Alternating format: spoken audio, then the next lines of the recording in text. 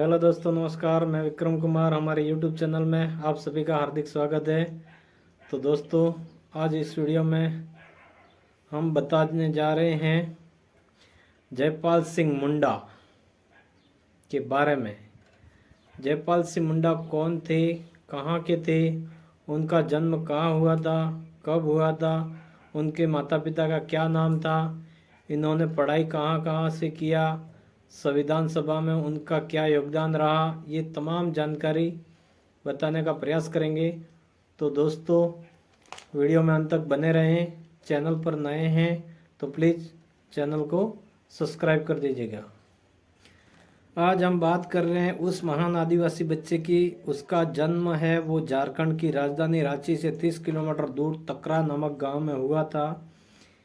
ये वो जो समय था जो 3 जनवरी 1903 जिस समय उनका जन्म हुआ था। उस बच्चे का नाम उस समय प्रमोद पाहन रखा गया। प्रमोद पाहन के नाम से उस छोटे से बच्चे को पुकारा जाता था। उनके पिताजी का नाम अमरू पाहन था तथा माताजी का नाम राधा मुनि था। उनका लोकप्रिय उपनाम मरड़ गोमके था। मुंडा समुदाय से आते थे। उनका गोत्र होरो कच्छप था। उनका गांव टकरा पाहन टोली खूंटी जिला झारखंड था। उनका घर टकरा पाहन टोली स्थित पहाड़ी में खपरा और मिट्टी से बना हुआ था, लेकिन बिना किसी देखभाल के उनका घर ढह गया था। वो चाहते तो अपने लिए एक आलीशान घर बना सकते थे, लेकिन उन्होंने ऐसा नहीं किया। उस टूटे घर के अलावा जयपाल सिंह के पास कोई दूसरा घर नहीं था।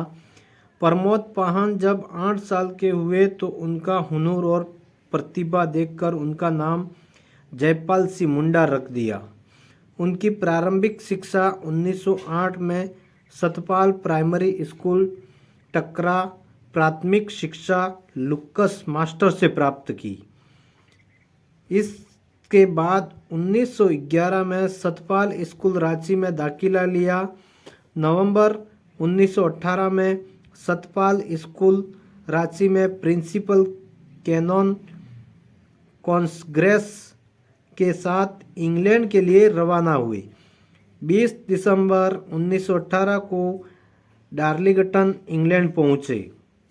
उन्होंने 1931 में दार्जिलिंग में एक ईसाई विवाह समारोह में पिक के मजुमदार और एग्नेस मजुमदार की बेटी स्टार विनफ्रीड मजुमदार से शादी की थी। उनके वीरेंद्र और जयंती के नाम के 2 बेटे और जानकी एक बेटी थी। हालांकि उनका और स्टार का प्रेम विवाह था, लेकिन वह अधिक समय तक नहीं चला। उनकी दूसरी पत्नी का नाम जहां आरा जयारत्नम था, जो एक श्रीलंकाई तमिल की बेटी थी, जो 1954 में भारतीय सिविल सेवा में शामिल हुई। उनकी दूसरी शादी से उनका रंजीत जयरत्नम नाम का बेटा था।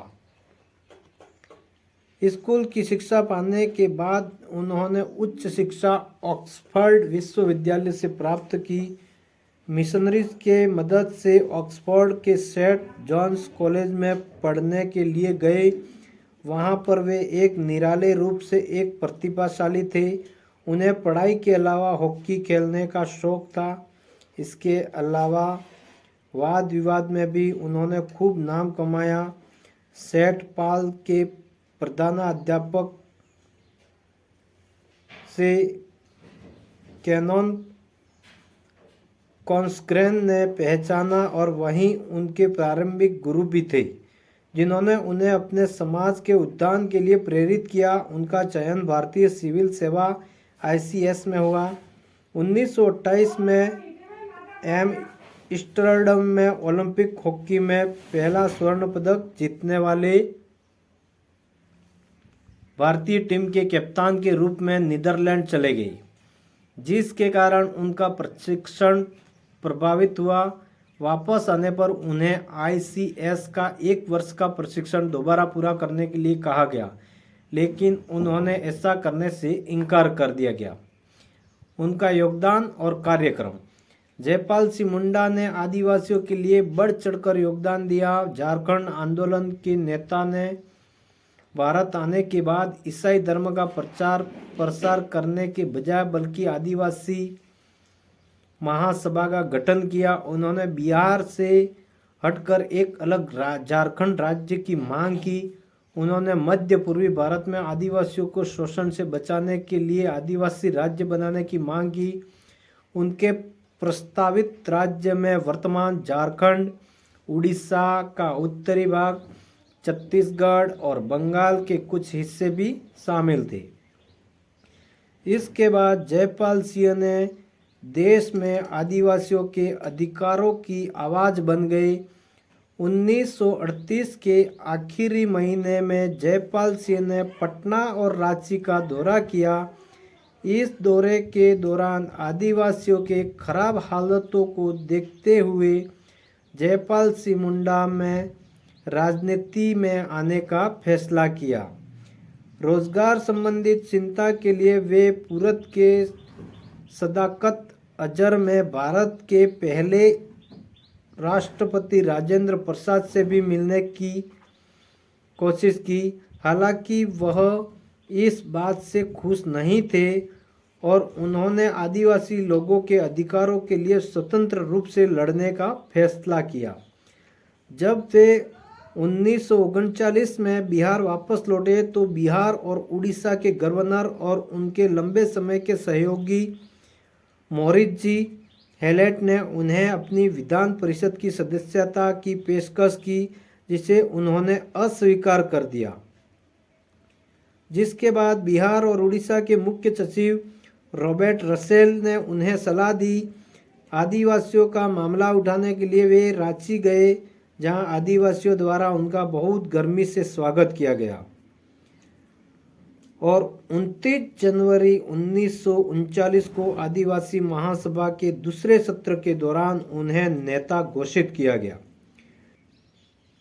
1939 में हुए जिला परिषद चुनाव में आदिवासी महासभा ने रांची के 25 में से 14 क्षेत्र पर और सिंहभूम की 25 में से 22 क्षेत्र पर जीत की।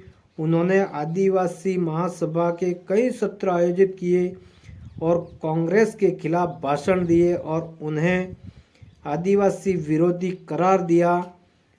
उन्होंने जमशेदपुर के औद्योगिक क्षेत्रों में काम करने वाले आदिवासियों के लिए आदिवासी मजदूर संघ का भी गठन किया। भारतीय संविधान के निर्माण में जयपाल सिंह की भूमिका महत्वपूर्ण है।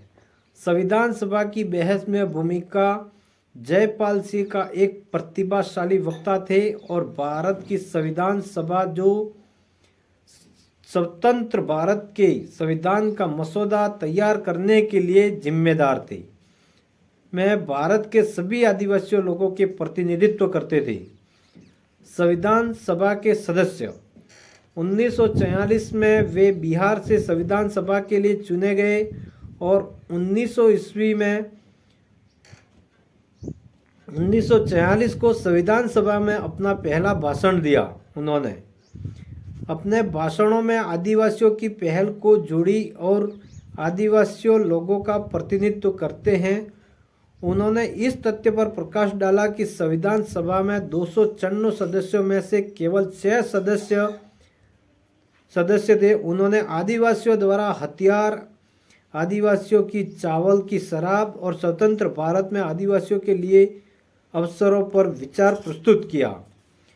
24 जनवरी 1947 को अपने भाषण में उन्होंने आदिवासियों को देश के मूल पूर्वज और स्वतंत्रता संग्राम के अज्ञात सेनानी व्यक्त देते हुए कहा,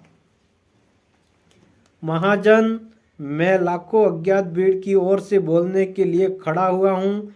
फिर भी बहुत महत्वपूर्ण स्वतंत्रता के शपथ योद्धाओं के बारे में भारत के मूल लोग, जिनमें विभिन्न रूप से पिछड़ेपन, आदिम संगलता, आपराधिक संगलता और अन्य सभी के रूप में मैं जाना जाता हूँ। सर, मुझे जंगली होने पर गर्व है। यही वह नाम है जिससे हम देश के अपने हिस्से में जाने जाते हैं। जैसे हम घबराहट में रहते हैं।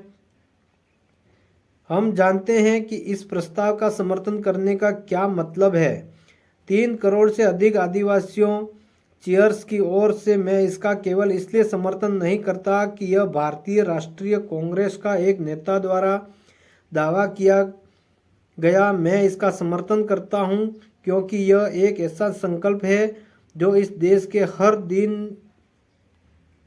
दिल में भावना और को व्यक्त करता है। यदि भारतीय लोगों का कोई समूह है जिसके साथ बुरा व्यवहार किया जाता है तो वह मेरे लोग हैं। पिछले 6000 वर्षों से उनके साथ अपमानजनक व्यवहार किया गया है। सिंधु घाटी सभ्यता का इतिहास जिसे मैं पवित्रता हूँ, यह स्पष्ट रूप से रहस्य है कि यह नए लोग हैं जो मेरे लोगों को सिंधुरा घाटी से दूर जंगल की ओर खदेड़ दिया है। यह संकल्प आदिवासियों को बढ़ावा देने वाला नहीं है। आप आदिवासियों को लोकतंत्र की शिक्षा नहीं दे सकते। आप उन्हें डेमोक्रेटिक तरीके से सीख सकेंगे। वे पृथ्वी पर सबसे अधिक लोकतांत्रिक लोग हैं। श्रीमान, मेरे लोगों को जिस चीज़ की ज़रूरत है वह पर्याप्त सुरक्षा उपाय नहीं है। जैसा कि पंडित जवाहरलाल नेहरू ने कहा है, उन्हें मंत्रियों से सुरक्षा चाहिए। आज यह स्थिति है। हम हर दूसरे भारतीय की तरह व्यवहार करना चाहते हैं। हिंदुस्तान की समस्या है, पाकिस्तान की समस्या है, आदिवासियों की समस्या है। यदि हम सभी अलग अलग उग्रवादी दिशाओं में चिल्लाते हैं, अलग अलग तरीकों से महसूस करते हैं। उन्होंने संविधान की 5वीं और 6ठी अनुसूचियों के निर्माण में महत्वपूर्ण भूमिका निभाई थी, जो उल्लेखनीय लोगों की विशिष्टता के संरक्षण से संबंधित है। वह वित्त और कर्मचारी समिति, सलाहकार समिति और बहिष्कृत और आंशिक रूप से बहिष्कृत क्षेत्र असम के अलावा उप समिति के सदस्य थे। जयपाल सिंह मुंडा भारतीय आदिवासियों और झारखंड आंदोलन के सर्वोच्च नेता थे। वे एक जाने माने राजनीतिज्ञ, पत्रकार, लेखक, संपादक, शिक्षाविद और 1925 में ऑक्सफोर्ड ब्लू का खिताब पाने वाले हॉकी के एकमात्र अंतर्राष्ट्रीय खिलाड़ी थे। उनकी कप्तानी में 1928 के ओलंपिक में भारत ने पहला स्वर्ण पदक प्राप्त किया। छोटा नागपुर के आदिवासियों द्वारा उन्हें लोकप्रिय नेता मारंग गोमके के रूप में लोकप्रिय कहा जाता है। भारत की आज़ादी के बाद अरब महासभा का नाम अलग अलग झारखंड पार्टी ने दिया। 1952 के बिहार चुनाव में 32 क्षेत्रों में जीत हासिल की। उन्होंने एक अलग राज्य झारखंड के निर्माण के लिए राज्य पुनर्गठन आयोग को एक हिस्से में शामिल किया, जिसमें दक्षिण बिहार के आदिवासी शामिल थे। हालांकि इसे इस आधार पर खारिज कर दिया गया कि इस क्षेत्र में कई अलग अलग भाषाएं वास्तव में कोई संबंध नहीं थी और राज्य आर्थिक रूप से संयम को बनाए रखने में सक्षम नहीं होगा। वे एमएससी और अपनी पार्टी की गिरती लोकप्रियता से निराश थे। 1962 के बिहार चुनाव में उनकी पार्टी ने 20 खातों को अटैचमेंट दिया और वे बिहार के उप मुख्यमंत्री बने। 1963 में उन्होंने अपनी पार्टी का कांग्रेस में विलय कर दिया। हालांकि जब उन्हें लगा कि उनकी मांगें पूरी नहीं हो रही हैं तो उन्होंने पद से इस्तीफा दे दिया। बाद में उन्होंने अपने का कांग्रेस में विलय करने के अपने फैसले पर खेद व्यक्त किया। 20 मार्च 1970 को 67 वर्ष की उम्र में दिल्ली में उनके आवास पर ब्रेन ब्लीडिंग के कारण उनकी मौत हो गई। उनके नाम पर एक स्टेडियम 2013 में रांची में खोला गया था। इंदिरा गांधी राष्ट्रीय जनजातीय विश्वविद्यालय अमरकंटक में जयपाल सिंह मुंडा स्टेडियम का उद्घाटन 2019 में कुलपति प्रो टीवी कट्टिपनी द्वारा किया गया था। 3 जनवरी 2023 को भारत के जनजातीय मामलों के मंत्री अर्जुन मुंडा ने खूंटी में जयपाल के माता पिता गांव टकरा में जयपाल सिंह मुंडा की एक मानव आकार की मूर्ति का उद्घाटन किया। तो दोस्तों, आपको यह सब जानकारी कैसी लगी कमेंट में बताना, और वीडियो अच्छी लगी हो तो वीडियो को लाइक करना, शेयर करना, चैनल पर नए हैं तो प्लीज़ चैनल को सब्सक्राइब करना। ऐसे ही वीडियो देखने के लिए बेल आइकन को प्रेस करके नोटिफिकेशन को ऑल करना, ताकि हर वीडियो आप तक पहुंचती रहे। मिलते हैं नए वीडियो के साथ में, तब तक के लिए धन्यवाद। जय हिंद।